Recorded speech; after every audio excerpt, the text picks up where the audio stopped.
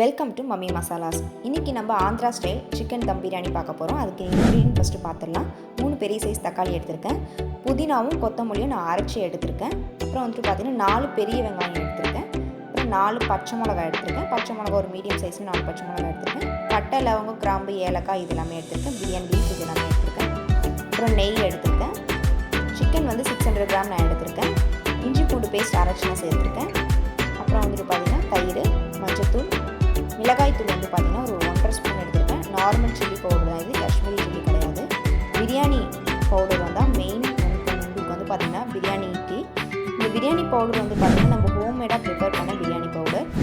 இது வந்து ஆந்திரா பிரியாணி பவுடர்னு சொல்லுவாங்க. இது நம்ம வீட்லேயே வந்து நம்ம ப்ரிப்பேர் பண்ணது. இப்போ வந்துட்டு நம்ம டபரா வச்சுருவோம். பிரியாணி டபரா வந்து உங்களுக்கு ஒரு மீடியம் சைஸில் எடுத்துக்கோங்க. ஒரு 1 கிலோ பிரியாணி செய்கிற மாதிரி எடுத்துக்கோங்க. அப்போ தான் உங்களுக்கு நல்லா வேகும் அரிசி எல்லாமே.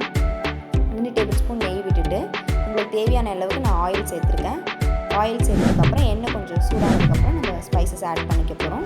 ஸ்பைசஸ் ஆட் பண்ணிவிட்டு பிரியாணி லீஃப், பட்டை, லவங்கம், கிராம்பு எல்லாமே எடுத்துருக்கேன். அப்புறம் 4 பெரிய வெங்காயம், பச்சை மிளகா 4 இதையுமே நம்ம இதில் சேர்த்துட்டோம். இது சேர்த்துட்டு நல்லா வதக்கி விடணும். இது நல்லா வதங்கி எண்ணெய்லாம் புரிஞ்சு வரணும். இது நல்லா வதங்கினதுக்கப்புறம் நம்ம இஞ்சி பூண்டு பேஸ்ட் நம்ம ஆட் பண்ணுவோம். இப்போ வந்து நான் தேவையான அளவு உப்பு சேர்த்துருக்கேன். நான் வந்து ஒரு கைக்கு கொஞ்சம் வந்து அதிகமான உப்பு சேர்த்துருக்கேன். ஸோ இது வந்து வெங்காயம் வதங்கிருக்கு. வெங்காயம் வந்து நல்லா வதங்கணும். வதங்கி எண்ணெய்லாம் பிரிஞ்சு ஒரு ப்ரௌனிஷாக வந்ததுக்கப்புறம் தான் நம்ம வந்து இஞ்சி பூண்டு பேஸ்ட் வந்து நம்ம சேர்க்க போகிறோம். இப்போ வந்து இஞ்சி பூண்டு பேஸ்ட் வந்து நான் சேர்த்துக்கிறேன். இப்போ வந்து கொஞ்சம் ப்ரௌனிஷாக வந்துருச்சு வெங்காயம். இது பார்க்கும்போது தெரியும். வெங்காயம் வதங்கினதுக்கப்புறம் இஞ்சி பூண்டு பேஸ்ட் ஆட் பண்ணிவிட்டு இஞ்சி பூண்டு பேஸ்ட்டு நல்லா வந்துட்டு வதக்கி விடணும். வெங்காயத்தும் இஞ்சி பூண்டு பேஸ்ட்டும் நம்மளுக்கு நல்லா வதங்கணும். இஞ்சி பூண்டு பேஸ்ட்டும் வெங்காயமும் நம்மளுக்கு நல்லா வதங்கினதுக்கப்புறம் நான் வந்து மசாலா ஆட் பண்ணுறேன்.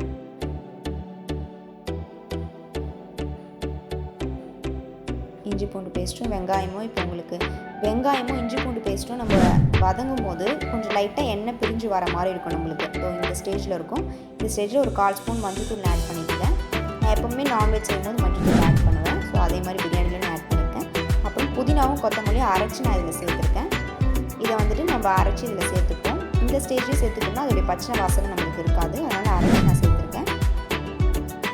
சேர்த்ததுக்கப்புறம் 1.5 ஸ்பூன் வந்து பார்த்திங்கன்னா நார்மல் சில்லி பவுடர் தான் நான் சேர்த்துருக்கேன். காஷ்மீரி சில்லி கிடையாது, இது நார்மல் சில்லி தான். 1.5 டீஸ்பூன் நான் சேர்த்துருக்கேன். இது நார்மல் சில்லி சேர்த்தாலும் நம்மளுக்கு கலர் நல்லா தான் வரும். நம்மளுடைய பிரியாணி மசாலாவில் வந்து பார்த்திங்கன்னா அதை நம்ம சேர்க்கும் போது நம்மளுக்கு நல்லா ஆந்திரா ஸ்பைசஸ் வந்து எப்படி இருக்குமோ அந்த அளவுக்கு நம்மளுக்கு இது ரொம்ப ஸ்பைஸியாக இருக்கும் இந்த பிரியாணி மசாலா. இது சேர்த்தாலே நம்மளுக்கு கலர்ஃபுல்லாக இருக்கும் பிரியாணி. இதையும் வந்து நம்ம மசாலா வந்து நல்லா கிண்டி விடணும். இது வந்து நம்ம நேச்சுரலாக ஹோம்மேட் ப்ரிப்பரேஷன் இந்த மசாலா. நம்ம வீட்லேயே வந்து தயாரிச்சது தான் இந்த மசாலா. இப்போ வந்து நான் 1/4 கப் தயிர் எடுத்துருக்கேன். தயிரை வந்து இதில் ஆட் பண்ணிவிட்டு நம்ம கிண்டி விட்டுருவோம். தயிர் ஆட் பண்ணாலே போதும். நான் லெமன் எதுவுமே இதில் சேர்க்கல. தயிரே எங்கள் வீட்டில் கொஞ்சம் புளிப்பாக தான் இருந்தால் அதனால் தயிர் மட்டும் நான் ஆட் பண்ணிட்டேன்.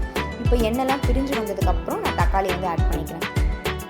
தக்காளி ஆட் பண்ணிவிட்டு நல்லா கிளறி விட்டுருங்க. தக்காளி வந்து சீக்கிரமாக வெந்துடும். அதனால் வந்துட்டு நம்ம எண்ணெய்லாம் ஃபஸ்ட்டு மசாலாலாம் வெந்ததுக்கப்புறம் எண்ணெய் பிரிஞ்சு வந்ததுக்கப்புறம் நம்ம தக்காளி ஆட் பண்ணாலே போதும். தக்காளி ஒரு 5 நிமிஷத்தில் வெந்துடும்.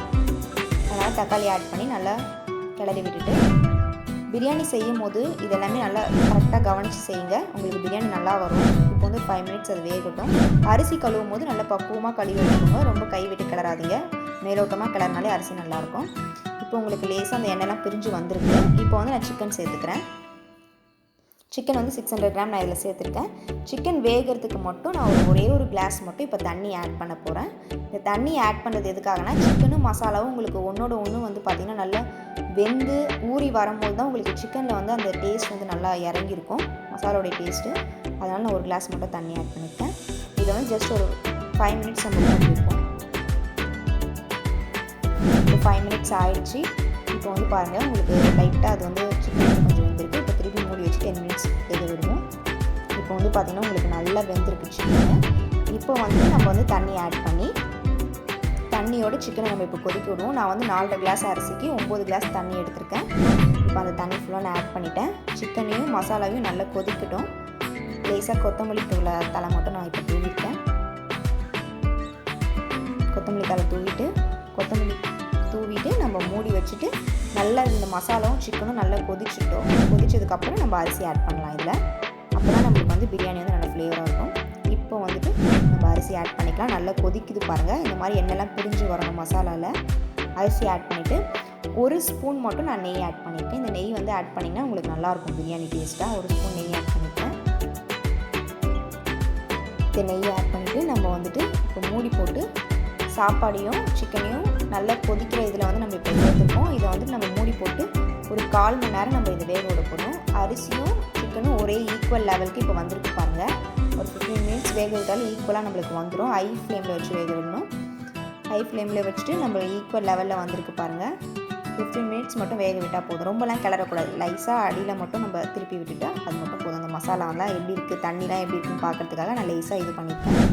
ஸோ அதை திருப்பி மூடி நம்ம இன்னும் ஒரு 15 மினிட்ஸ் இதை வேக விடணும். இன்னொரு 15 மினிட்ஸ் இதை மூடி போட்டு வேக விட்டால் தான் நம்மளுக்கு கரெக்டாக வரும். சிம்மில் வச்சு வேகணும். 2வது வாட்டி நீங்கள் வேக விடும்போது சிம்மில் வைக்கணும். இப்போது வந்துட்டு பார்த்தீங்கன்னா நம்மளுடைய ஆந்திரா ஸ்டைல் சிக்கன் தம் பிரியாணி ரெடி ஆகிடுச்சு. பாருங்கள், கலர்ஃபுல்லாக இருக்கும் உங்களுக்கு. இதில் நான் எந்த கலருமே சேர்க்கல. சிக்கன்லாம் பாருங்கள் நல்லா வெந்திருக்கு. அரிசியெல்லாம் ஒன்றோட ஒன்று ஒட்டாமல் அடி பிடிக்காமல் உங்களுக்கு பிரியாணி பாருங்கள். ஜஸ்ட் 1/2 hour தான் நான் வச்சேன். இது பாருங்கள் எந்த அளவுக்கு சூப்பராக வெந்திருக்கு உங்களுக்கு. நம்மளுடைய ஆந்திரா ஸ்டைல் பிரியாணி வந்து ரெடி ஆகிடுச்சு. இந்த பிரியாணி உங்களுக்கு பிடிச்சிருக்குன்னா லைக் பண்ணிக்கோங்க, ஷேர் பண்ணிக்கோங்க, சப்ஸ்கிரைப் பண்ணிக்கோங்க. தேங்க்ஸ் ஃபார் வாட்சிங்.